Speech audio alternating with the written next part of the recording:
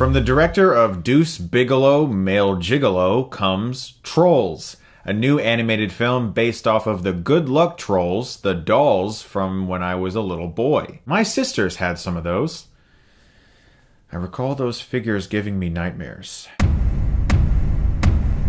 So Trolls is the latest toy turned into a hopeful franchise, and this film is about Anna Kendrick, who plays Poppy, and Justin Timberlake, who plays Branch. Poppy gets all of her trolls captured by the evil Bergens. Bergens are these big creatures that reside over the trolls who believe that the only way to find happiness is to eat a troll. The trolls flee and run and hide from them, and Poppy and Branch have to team up to go and find the rest of the trolls who are stuck in the Bergen town and free them from their oppression. And along the way, they're going to sing a lot of famous pop songs too, because Justin Timberlake and Anna Kendrick voice these characters, so what else did you expect? Look, we live in a point now where everything that was ever a thing is going to be a movie. It's just going to happen. We've already had Transformers, G.I. Joe, Max Steel this year.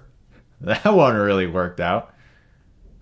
I mean, I'm fully convinced that at some point we're going to get Comb, the movie. The true story about combs and how they hate greasy hair. Or the horrifying true story of pencils and their evil enemy, the sharpener. I mean, there's even a Barbie movie in development right now. Everything that was ever a thing. It's gonna be a movie, guys. So is this movie good? Is it terrible? Gratefully, it is not terrible. I actually sat through this movie and I was fine watching it. It's a perfectly okay one-time watch for an adult. I think young kids are going to get a huge kick out of this movie. It has a lot of really bright colors, a lot of jokes that kids are going to appreciate and like. For adults, though, this is more of a strictly kids experience. Ever since the Lego movie was successful, we're going to get a lot of movies like this, and a lot of movies are going to try to take an obscure product like that and make it into a franchise. I saw this movie with my wife tonight, and it was fine. We could watch it, and as adults, we were able to laugh sometimes when characters just randomly busted out singing because we had no idea it was going to be a musical, and that kind of changed everything because I was just like, oh, this is going to be an entertaining animated movie. Oh, everyone's singing now. Justin Timberlake is playing a troll that doesn't like singing. I wonder if Justin Timberlake is ever going to sing in the movie. There are two things about this movie that I find very good. Number one, the art styling. It is a very colorful movie. The animation is very vibrant. It really leaps off the screen. It honestly felt like an LSD trip. Very psychedelic imagery. A lot of times you're just kind of watching it like, am I stuck in the weird side of YouTube right now? And there is a great message for kids involving acceptance of who you are and how to attain happiness and the fact that you don't always need certain things to be happy.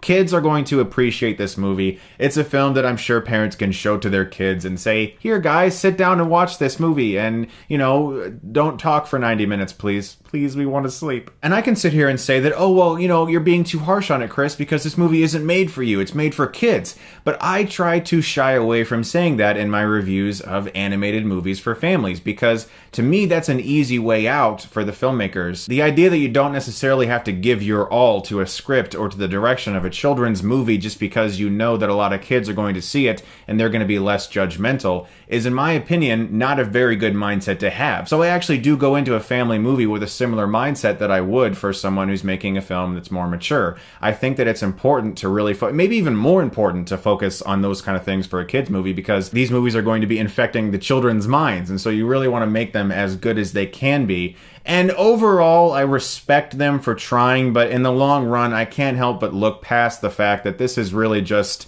another attempt to take some product and turn it into a movie that has a recognizable name and build a story around it and try to make it into a successful franchise. And to me, it's not really necessary. They didn't bring it home. Lego Movie brought it home. That movie was clever and witty and very well directed.